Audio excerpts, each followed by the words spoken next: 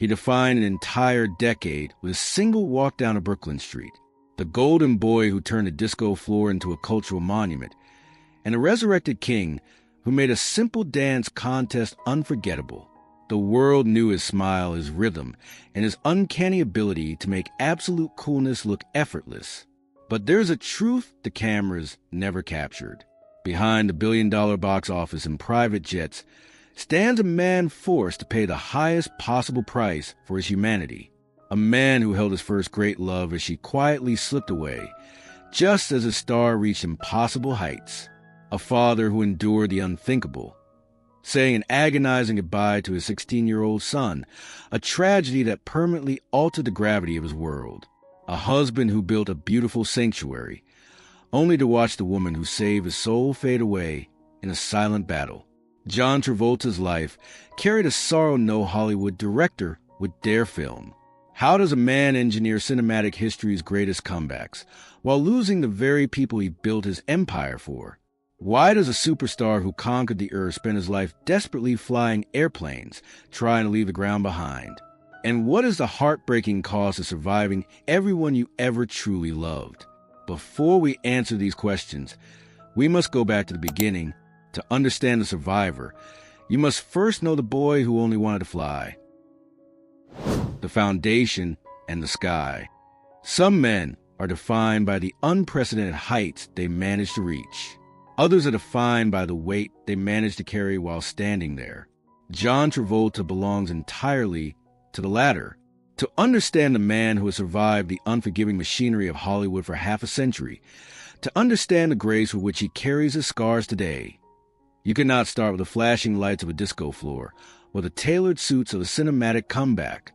You must start with the foundation, because when the world eventually tested him, when life asked more of him than any human being should reasonably be expected to give, it was a foundation that kept him from washing away. Born on February 18th, 1954, in Englewood, New Jersey, John was the youngest of 6 children. His childhood was not marked by the coldness or the quiet trauma that shaped so many artists. It was exactly the opposite. He was born into a crowded, loud, and fiercely devoted Irish-Italian household. His father, Salvatore, was a semi-professional football player who traded the gridiron for a tire shop. Salvatore was a man of the earth, practical, grounded, built from the kind of post-war American fabric that measured love in long hours and steady provision. But his mother, Helen, was the woman who gave John his wings. Helen was a high school drama and English teacher, a former actress who understood that imagination was not a luxury, but a necessity in the Travolta household. The living room was rarely just a room. It was a stage.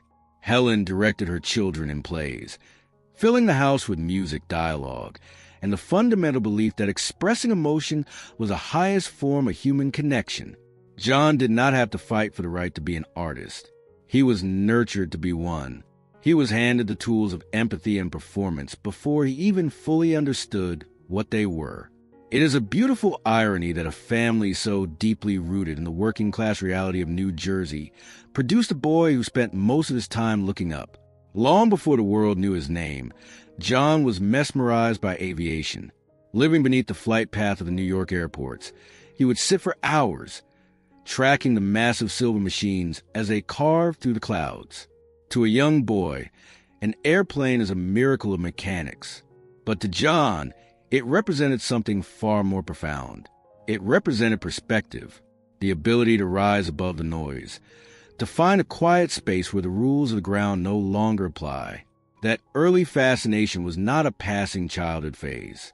It was a discovery of a lifelong sanctuary. He would need that sanctuary sooner than anyone could have predicted. By the time he was 16, the ordinary expectations of high school could no longer hold him. With a kind of undeniable certainty that rarely exists in adolescence, he knew what his life was meant to be.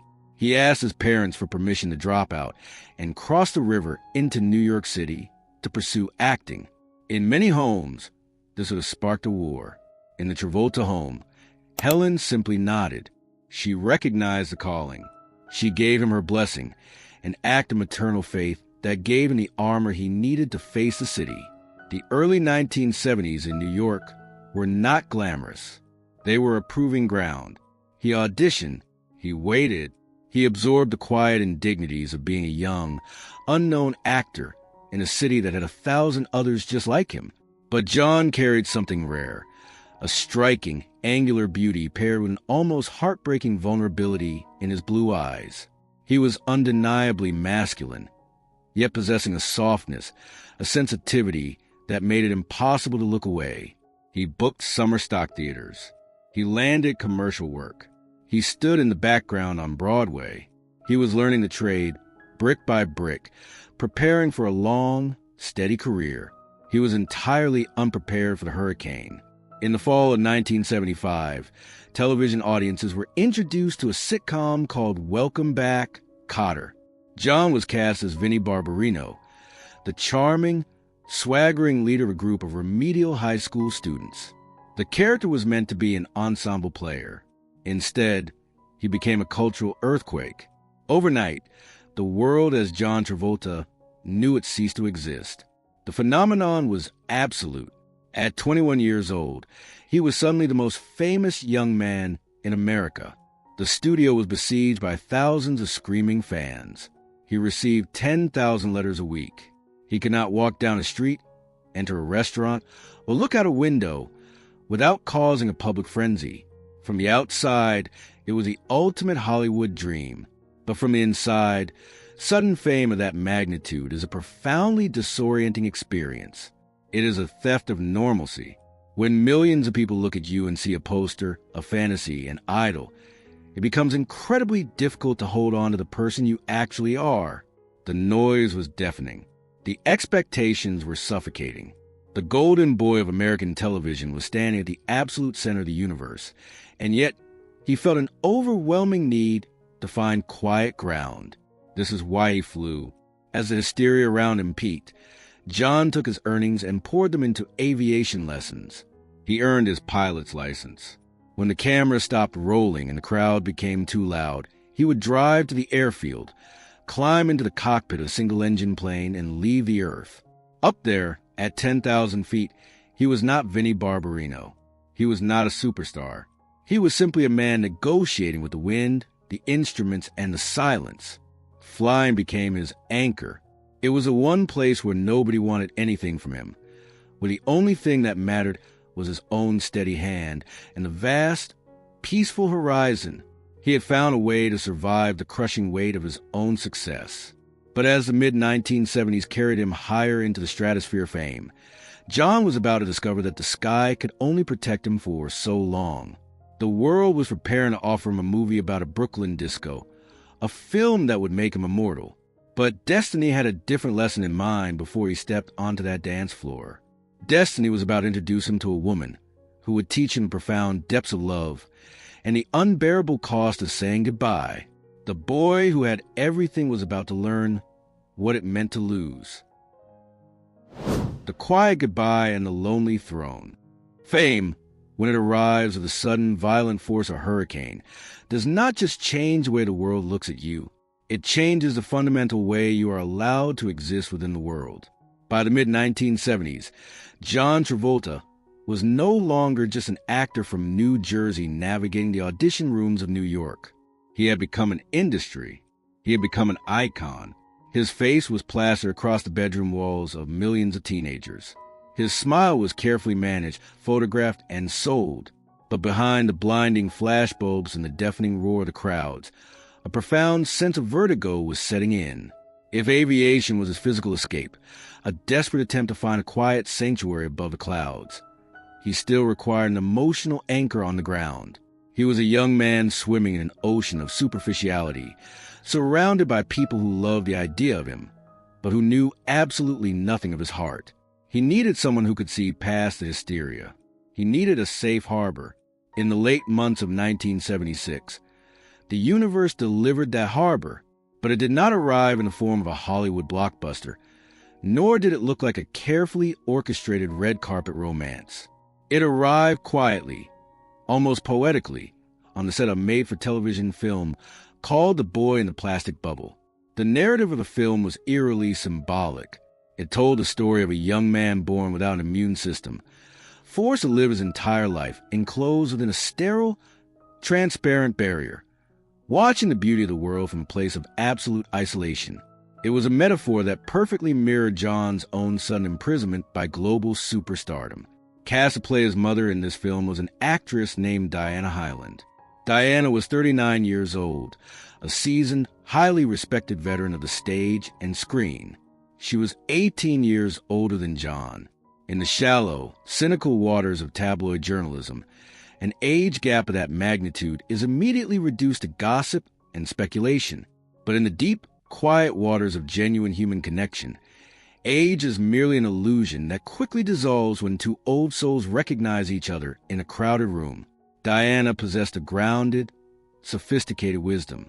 She had navigated the unpredictable, often cruel tides of show business, and had emerged with her grace and tact. When she looked at the 22-year-old actor across the set, she did not see the teenage idol. She did not see the golden boy of American television. She saw a deeply sensitive, profoundly gifted, and incredibly overwhelmed young man who was carrying a weight far too heavy for his shoulders.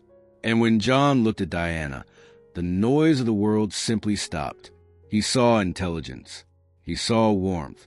He saw a woman who did not require him to perform. They fell in love. It was not the manufactured, fleeting infatuation so common on movie sets.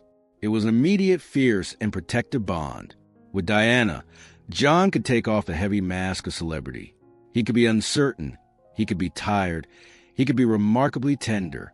They began planning a life together, purchasing a home, mapping out a quiet future that existed far beyond the exhausting reach of the cameras. For the first time since his sudden ascent to superstardom, John had found a profound, unshakable sense of peace. He had the love of his life holding his hand, and he was prepared to step onto the set of a gritty, low-budget film about the Brooklyn disco scene, a project titled Saturday Night Fever. The script of his life seemed flawlessly written. He was standing at the absolute summit of the mountain, holding the hand of the woman he intended to marry. But destiny rarely consults our plans.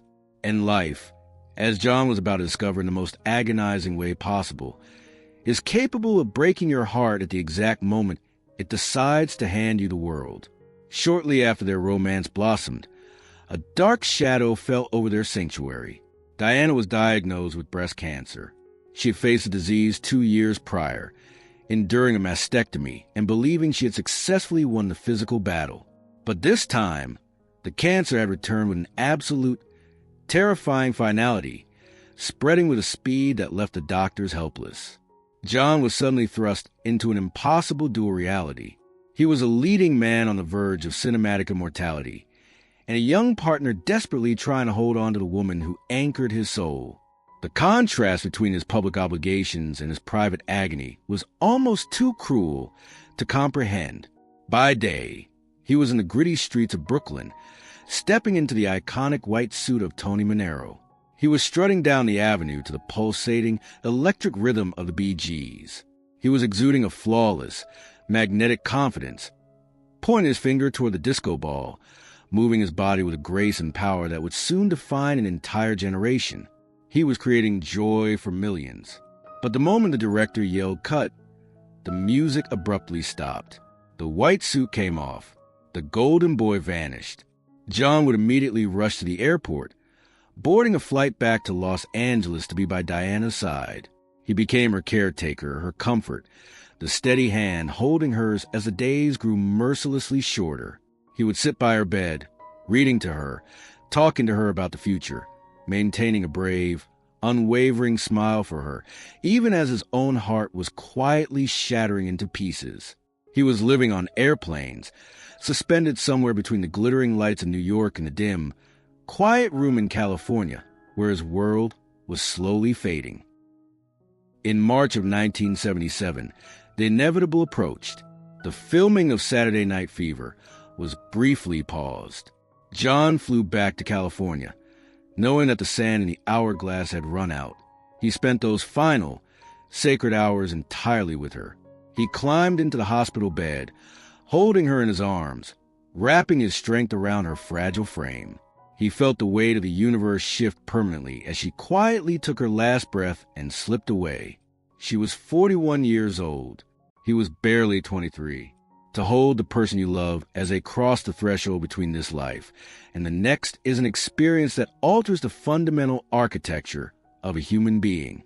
It ages you in an instant. It burns away the illusions of youth.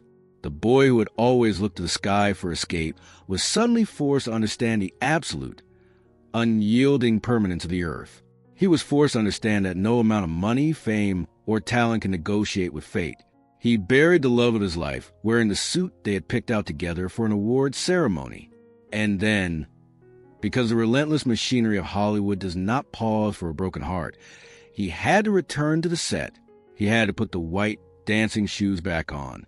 He had to walk onto the illuminated disco floor, look directly into the camera lens, and smile. When Saturday Night Fever was released later that year, it did not just break box office records. It permanently altered American culture. John's performance was hailed as a masterpiece of physical expression and raw charisma. It earned him an Academy Award nomination for Best Actor. A few months later, Grease was released, becoming the highest-grossing musical in cinematic history. By the end of 1978, John Travolta was not just a star. He was a global phenomenon. He was on the cover of Time magazine. He was the undisputed king of Hollywood. Women screamed his name in the streets. Critics declared him the defining actor of his generation. But look closely at the photographs from that era. Look at the deep blue eyes behind the dazzling, perfectly rehearsed smile. If you look long enough, you'll see a man standing on top of the world, realizing with devastating clarity that the view means absolutely nothing if the person you want to share it with is gone. The world was cheering for a phantom. They were applauding a young man who was spending his nights sitting in empty hotel rooms, staring at blank walls, wondering how it was possible to have everything a human being could ever ask for, and absolutely nothing at the exact same time. The cruelty of his timing was staggering. But the universe, incredibly, was not yet finished asking him to endure. The following year, just as he was trying to learn how to breathe again, just as he was trying to navigate the lonely halls of his massive success, the very same ruthless disease that had stolen Diana, breast cancer, came for his mother, Helen, the woman who had turned a New Jersey living room into a stage, the mother who had given him his wings, who had blessed his impossible dreams, who had taught him how to perform and how to endure, was suddenly facing her own final curtain, ravaged by the exact same cellular betrayal. Once again, John found himself sitting beside a bed, watching the light slowly fade from the eyes of a woman he loved beyond measure. Within months, Helen took her final bow and crossed the threshold. Within the span of 24 short months, John Travolta had achieved a level of global fame, wealth, and artistic triumph that most actors only dream of. And in that exact same, terrifying window of time, the two most important women in his life, the one who gave his foundation and the one who gave him his anchor, were taken from him by the exact same devastating illness. He was 24 years old. He had conquered the earth. The disco ball was spinning. The music was loud, and millions of people were screaming his name, demanding that he dance for them. But the king on the throne was completely, unimaginably alone. The applause was deafening, but all he could hear was a silence. And the longest, coldest, and most unforgiving winter of his professional life was only just beginning. The wilderness exile and a slow resurrection. There is a specific kind of cruelty reserved for those who achieve everything too soon. Hollywood is an industry built on the relentless consumption of youth, but it possesses an incredibly short memory. It will build a throne for you, crown you the king of the generation, and then, the moment the cultural wind shifts, it will dismantle that very throne while you are still sitting on it. As the 1970s bled into the 1980s, John Travolta found himself standing in the wreckage of a life that had moved entirely too fast. The sheer velocity of his trauma was staggering. Within a handful of years, he had been rocketed from a New Jersey teenager to a global icon, only to watch his first great love, Diana Hyland, and his devoted mother, Helen, both stolen from him by the exact same devastating disease, breast cancer. The statistical cruelty of that reality is almost impossible to process. The same silent, cellular betrayal had taken the two women who anchored his existence. He was in his late 20s, a billionaire at the box office, yet wandering through his massive estates like a ghost haunting his own life. And just as his internal world had collapsed, his external world decided it was finished with him. The 1980s arrived with a new aesthetic, a new rhythm, and a new set of leading men. The disco era that John had immortalized became a cultural punchline, and by association, so did he. The white suit from Saturday Night Fever was no longer a symbol of cool. It was an artifact of a bygone decade. The projects he chose failed to resonate. The box office returns plummeted. Directors who once begged for his presence suddenly stopped returning his calls. The screaming crowds dispersed. The magazines found new faces to put on their covers. In the ruthless mathematics of show business, John Travolta went from being the absolute center of the universe to a term the industry whispers with lethal finality: box office poison. He was an exile in his own kingdom. For a man who had grown up performing in his living room, whose very identity had been intertwined with the applause of an audience, this sudden, deafening silence could have been a final, fatal blow. Many actors do not survive the wilderness. They numb the pain of irrelevance with chemicals, with destructive behavior, or they simply fade into the tragic archives of Hollywood history. But John did not self-destruct, because John still had the sky. During the darkest years of his professional exile, when the phone simply did not ring, he turned his eyes upward. Aviation had always been his sanctuary, but in the 1980s, it became his therapy, his discipline, and his salvation. He didn't just fly small propeller planes anymore. He studied relentlessly, spending thousands of hours in simulators and cockpits to earn his commercial pilot's license, eventually becoming certified to fly massive Boeing 707 and 747 airliners. There was a profound psychological reason for this deep dive into aviation. On the ground, life was terrifyingly unpredictable. On the ground, a doctor could walk into a hospital room and deliver a diagnosis of breast cancer that would shatter your universe. On the ground, the public could love you on Monday and forget you by Friday. But in the sky, at 35,000 feet, physics made sense. If you followed the checklist, if you understood the aerodynamics, the plane responded. The sky did not care about your box office numbers. The sky did not care if you were grieving. It demanded absolute focus, absolute presence, and in return, it offered absolute control.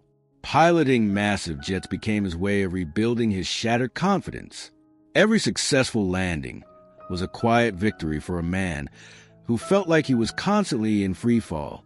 And it was during this quiet, methodical period of rebuilding that the universe decided he was finally ready to be loved again.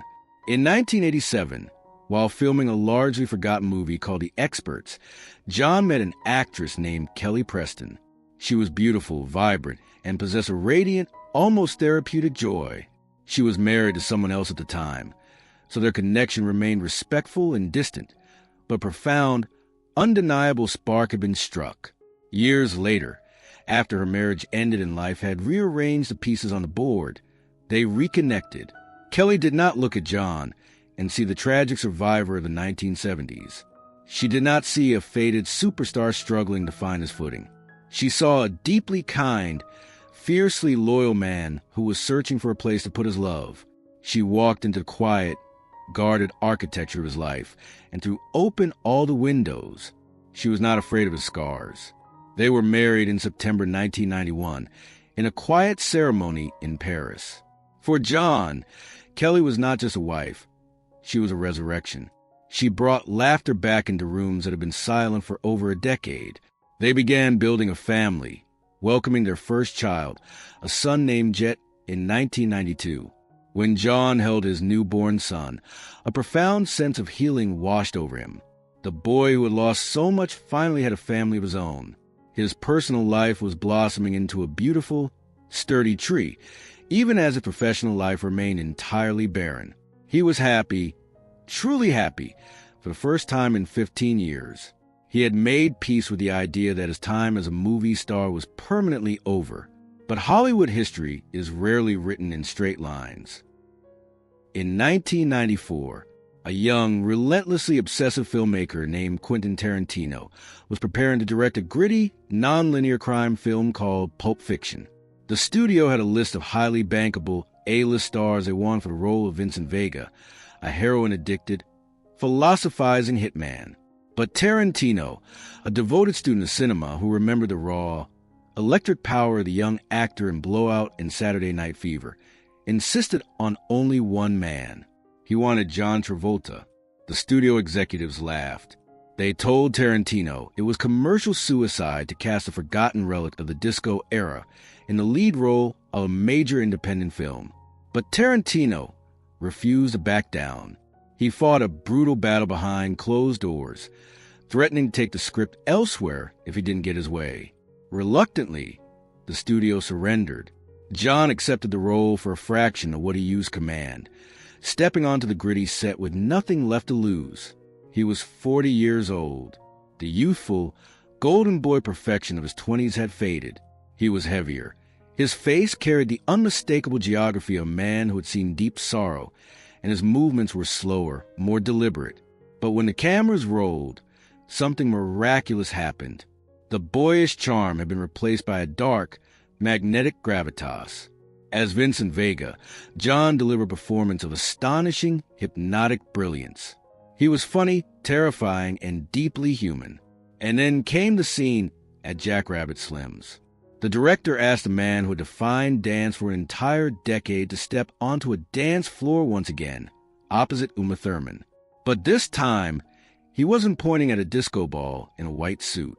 He was dancing in a BOLO tie, barefoot, with a casual, almost weary grace.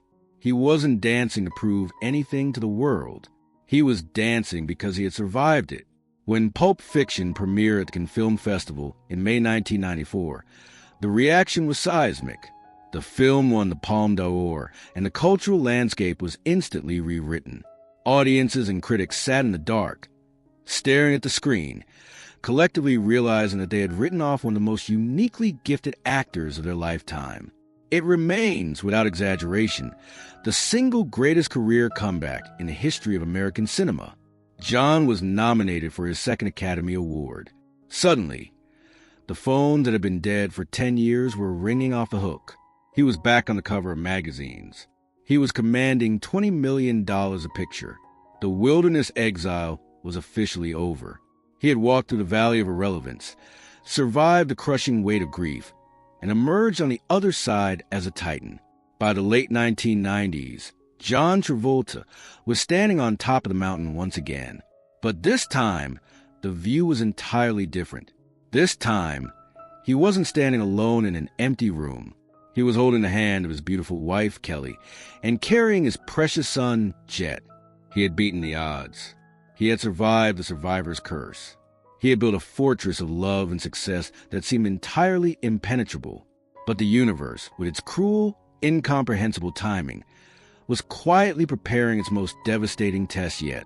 The man who had finally learned how to be happy was about to be asked to endure a pain so absolute, so agonizing, that would make his earlier tragedies look like mere rehearsals. The ultimate heartbreak was waiting for him, just across the ocean, in the warm, unforgiving waters of the Bahamas. The unthinkable loss and the cruelty of the spotlight.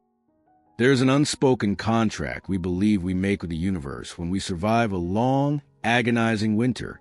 We convince ourselves that if we endure enough pain, if we pay our dues to sorrow early in life, we will eventually be granted a permanent exemption from tragedy. By the dawn of the new millennium, John Travolta had every reason to believe he had paid his dues in full. He had survived the devastating losses of his first love and his mother. He had walked through a decade-long professional exile and engineered the greatest comeback in cinematic history. He had found a profound, healing love with his wife, Kelly Preston. But above all the box office records and restored fame, the true crown jewel of John's resurrection was his family. Specifically, the birth of his firstborn son, Jett, in 1992. To understand John Travolta in his 40s and 50s, You must understand that he was no longer a man defined by the characters he played on screen. He was defined entirely and absolutely by fatherhood. Jett was his heart, walking outside of his body. But Jett's path was not an easy one. As a young child, he was diagnosed with Kawasaki disease, a condition that causes inflammation in the blood vessels, and he was on the autism spectrum. He also suffered from a history of severe seizures. For John and Kelly, these diagnoses did not diminish their joy. They simply intensified their protective instincts. John became a fierce, uncompromising shield for his boy. The superstar who commanded $20 million a picture would happily leave a movie set, climb into the cockpit of his Boeing 707, and fly halfway across the world just to ensure Jett was comfortable, safe, and surrounded by absolute love. They built a fortress around their son. Within the walls of that family, Jett was not a boy with medical challenges. He was the undisputed center of their universe, a teenager with a brilliant, infectious smile who loved the outdoors, loved the water, and was adored by his parents with a fierce, unconditional devotion. For 16 years, the fortress held. John had successfully balanced the demands of a massive global career with the delicate, beautiful responsibilities of raising his boy. Life, it seemed, had finally granted him a permanent sanctuary. But destiny, hovering quietly in the background, was preparing to break the contract once again. It happened in the very first days of 2009. The Travolta family had traveled to the Bahamas to celebrate the new year. It was meant to be a quiet, restorative holiday away from the relentless flashbulbs of Hollywood. A few days of sunshine, ocean breezes, and uninterrupted family time. But on the morning of January 2nd, the fortress collapsed. The details of that morning do not belong to the public. They belong to the sacred, terrible intimacy of a family's deepest nightmare.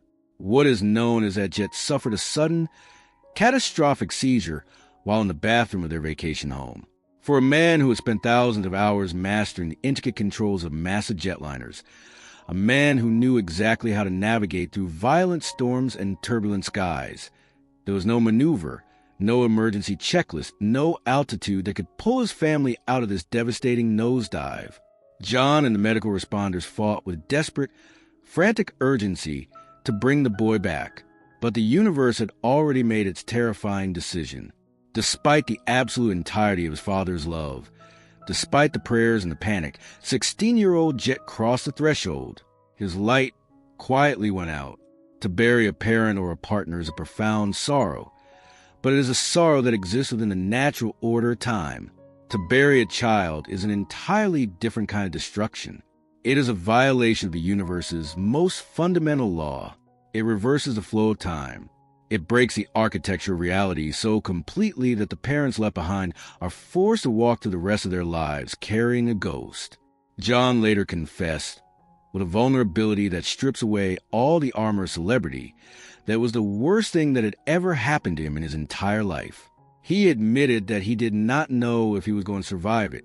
He did not want to wake up the next morning. The pain was so absolute, so suffocating, that simply taking the next breath felt like moving a mountain. But the tragedy of losing his firstborn son was not the only agony John would be forced to endure. Because when you are one of the most famous men on the planet, the world does not allow you the basic human dignity of grieving in the dark. Almost immediately, the media descended. The sanctuary of their mourning was invaded by helicopters, long lenses, and the grotesque machinery of tabloid journalism. But even the cruelty of the paparazzi paled in comparison to the unthinkable betrayal that followed. In the immediate chaotic aftermath of Jett's passing, a paramedic who had been in the ambulance alongside a local politician attempted to extort the grieving father. They demanded millions of dollars, threatening to release private, sensitive documents regarding the horrific mourning to the press if John did not pay. Imagine the sheer, incomprehensible darkness of that moment. A father is standing in the ashes of his entirely shattered world, trying to figure out how to tell his young daughter that her beloved older brother is never coming home, and simultaneously, he is being blackmailed by the very people who were supposed to help save his son. Most men would have crumbled Most men would have paid the ransom simply to make the nightmare stop, to buy back whatever tiny fragment of privacy they could. But John Travolta, drawing on a reservoir of strength that is almost impossible to fathom, refused to be broken. He refused to let the memory of his beautiful boy be tainted by extortion. He chose the hardest, most agonizing path available. He took them to court. In the fall of 2009, John was forced to travel back to the Bahamas, the very island where his heart had been ripped from his chest, to testify in a criminal trial. He had to take the witness stand in a room filled with strangers, journalists, and cameras, and recount the most traumatic, devastating morning of his entire existence. He had to speak aloud the sequence of events that took his son away. Those who were in the courtroom that day describe a scene of profound, heartbreaking dignity. John did not perform. He did not use his actor's training to mask his agony. He wept. He spoke of his boy with a trembling voice. He allowed the world to see a completely broken father, seeking nothing but justice for a child who could no longer speak for himself. The trial eventually ended in a mistrial, and ultimately, John dropped the charges, stating that his family simply could not endure the psychological torture of a second trial. He had stood his ground. He had protected his son's honor. And now, he just needed to take his family home and try to find a way to survive the silence. As the year 2009 came to a close, John Travolta was a man who had experienced the absolute extremes of the human condition.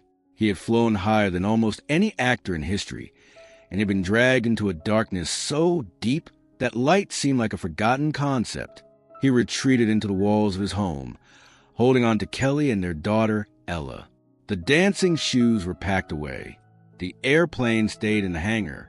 The world wondered if they would ever see the iconic smile again, or the tragedy of Jett had finally, permanently, broken the golden boy. How does a human being rebuild a life when the foundation has been completely vaporized? How do a husband and a wife look at each other across an empty dinner table and find a reason to keep going? The answer, as John and Kelly were about to prove to the world, lay in the stubborn, miraculous, and unbreakable nature of love. But even as they slowly began to piece their shattered hearts back together, the shadow that had haunted John since his 20s was quietly gathering its strength in the distance, preparing for one final, devastating return. The miracle and the final shadow. When the unimaginable happens, when a parent is forced to bury a child, the world outside eventually goes back to its normal rhythm. The sun continues to rise. The seasons change. The traffic moves. But inside the house where the child used to live, time simply stops. The silence left behind by a 16-year-old boy is not just an absence of noise. It is a heavy, physical presence that occupies every room, every hallway, and every empty chair at the dinner table. Following the tragic loss of Jett in 2009 and the grueling, agonizing trial in the Bahamas, John Travolta and Kelly Preston retreated into the quiet walls of their home. For a long time, the world did not know if the family would survive. Statistics tell us a cold and terrifying truth. The overwhelming majority of marriages fracture and dissolve under the crushing weight of losing a child.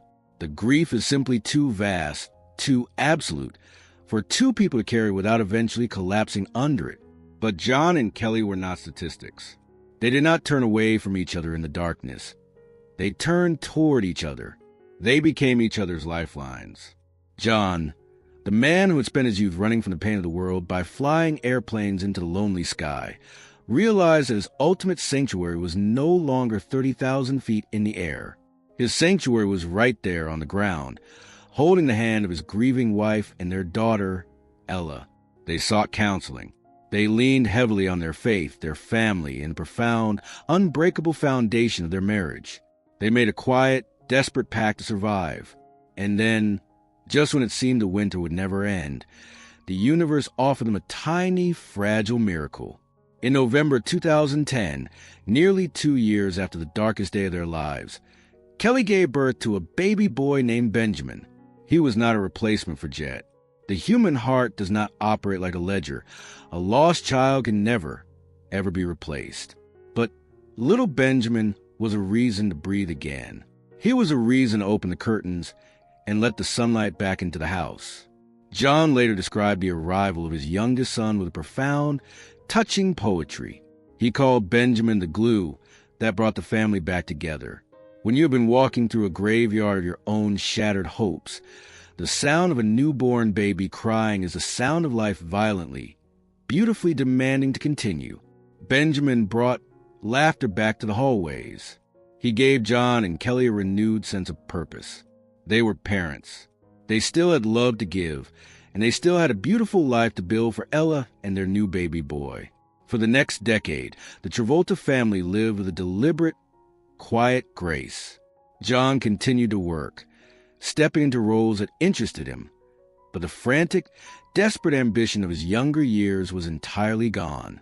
He no longer needed to prove anything to Hollywood.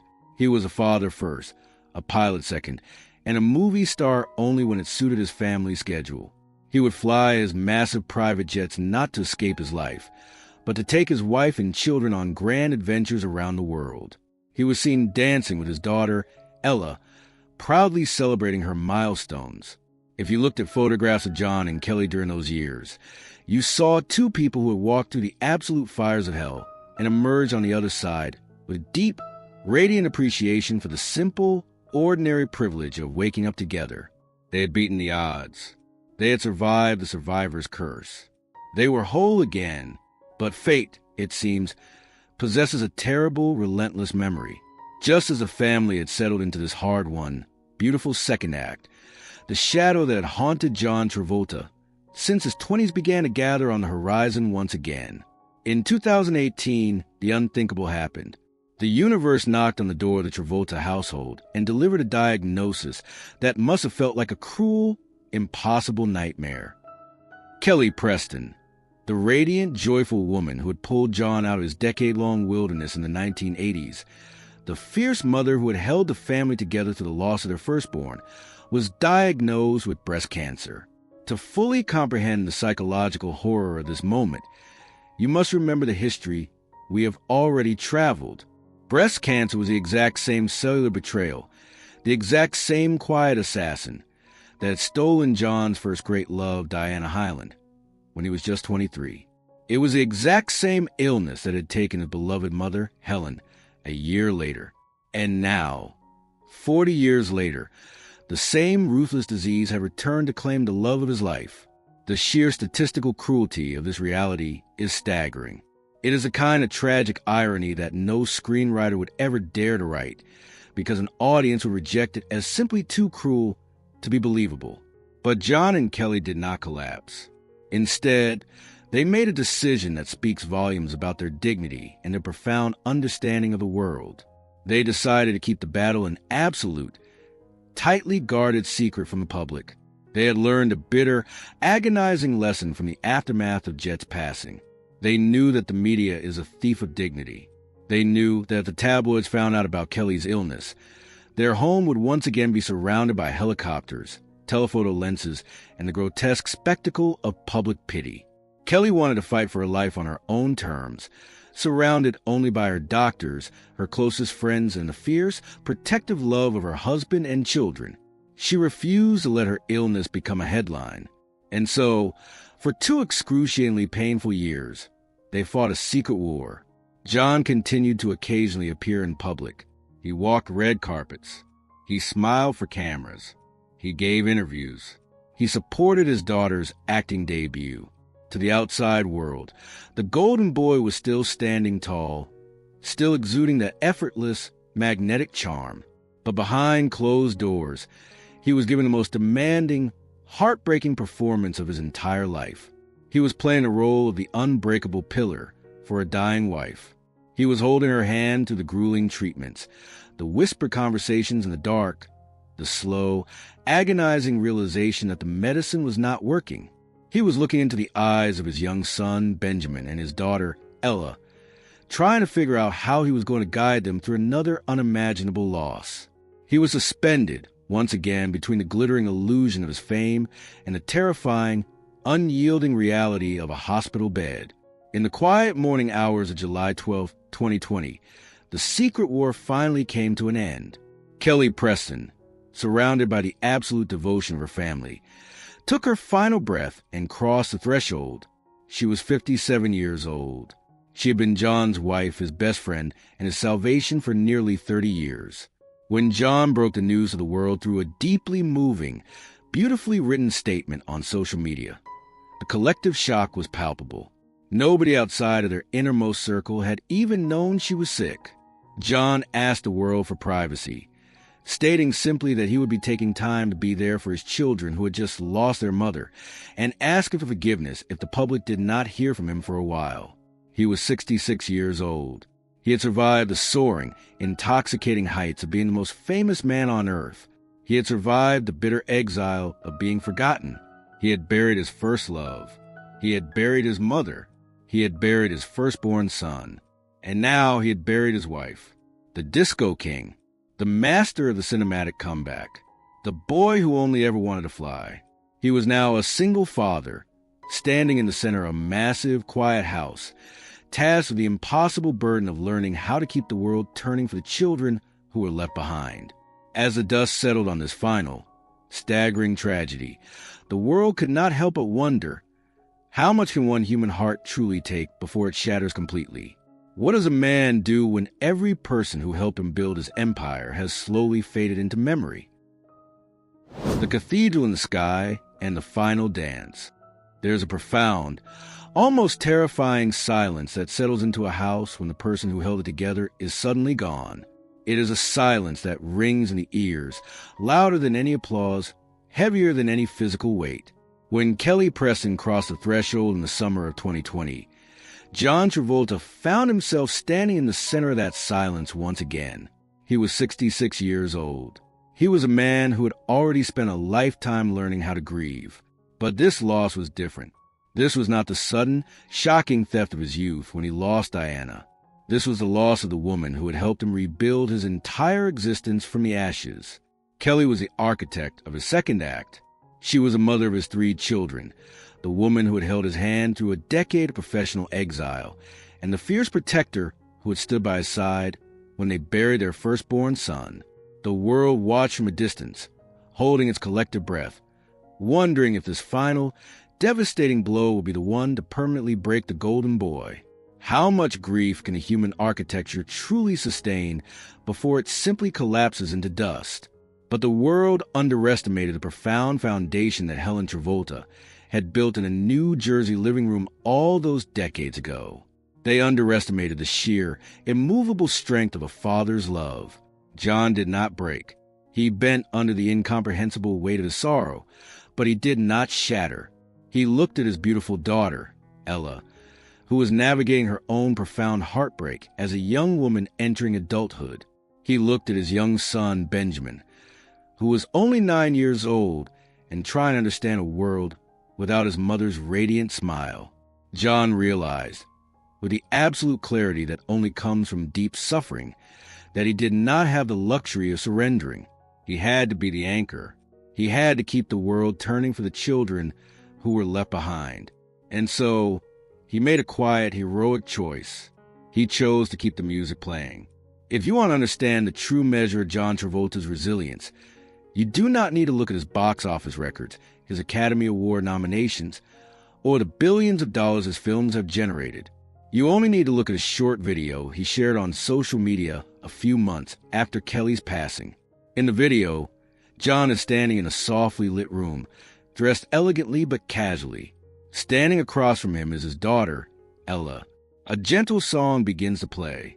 And then, the man who wants to find dance for an entire generation, the man who conquered the disco floors of Brooklyn and twisted barefoot in Jack Rabbit Slims, takes his daughter's hand, and they begin to dance. He spins her. He smiles at her. It is not a performance of the cameras. It is a father teaching his daughter that joy is still permissible. It is a man refusing to let the darkness win. He later wrote a simple caption, "My daughter Ella and I dancing in memory of Mama, one of Kelly's favorite things to do with me." In that single, beautiful moment, the metaphor of his entire life came full circle. You do not stop dancing because the floor is empty. You keep dancing in honor of the people who used to share the floor with you. You keep moving because motion is the ultimate defiance against the stillness of grief. This profound shift in perspective also changed the way John interacted with his oldest sanctuary, the sky. Throughout his 20s and 30s, aviation had been his escape. When the crushing pressure of fame or the unbearable pain of the earth became too much to handle, he would climb into a cockpit, pull back the yoke, and fly away. He flew to outrun his life. The sky was his hiding place. But as he entered his late 60s and crossed into his 70s, the meaning of the sky fundamentally evolved.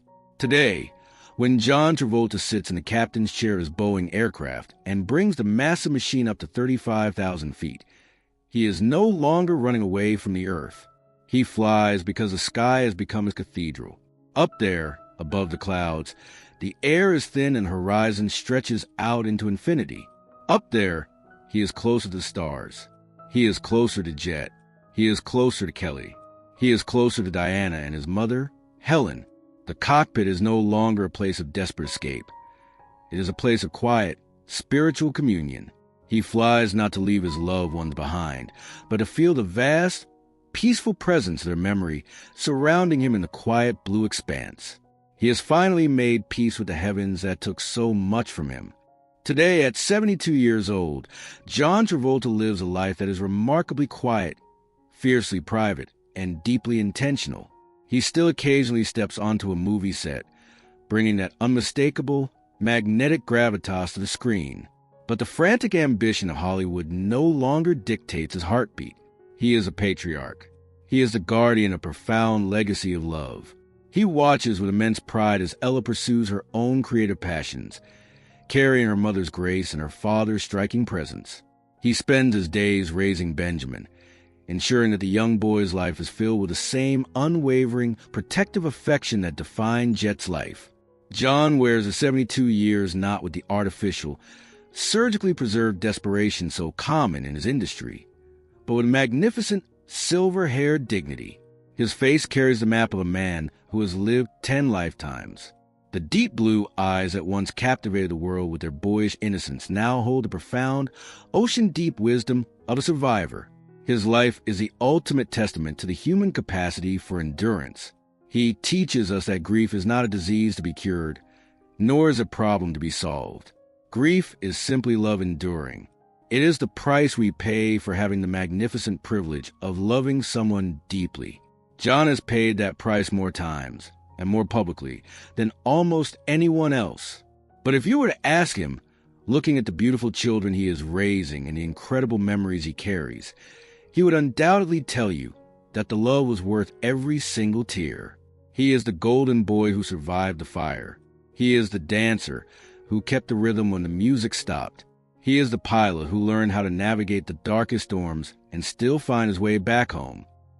As we look back at the incredible, heartbreaking, and ultimately triumphant journey of John Travolta, it leaves us with a profound question about our own lives. Life, in its mysterious and often difficult progression, will inevitably ask all of us to walk through the fire. We will all face moments where the floor collapses, where the silence feels too heavy, and where taking the next step feels entirely impossible. But John's story reminds us that we are stronger than the tragedies that happen to us. It reminds us that even when the darkest winter arrives, the human spirit still possesses a remarkable ability to plant a new seed, to hold a loved one's hand, and to eventually, slowly, learn how to dance again in the rain. What about you? Have you ever faced a moment in your own life where you had to find the strength to keep going when your heart was breaking? How did you find your way back to the light? Who was the glue that held your family together? Please, share your stories in the comments below. This community is a place of immense wisdom, and your journey, your survival, might be exactly the word someone else needs to read today to find their own hope. If John Travolta's story moved you, if it reminded you of the incredible resilience of the human heart, please leave a like on this video. Share it with someone you care about, and subscribe to our channel. We are dedicated to telling the real, unfiltered stories behind the legends, because behind every famous face is a human being, just like us, trying to find their way home. Thank you so much for spending your time with us today. Remember to hold your loved ones a little tighter tonight. keep the music playing, and until next time, keep moving forward.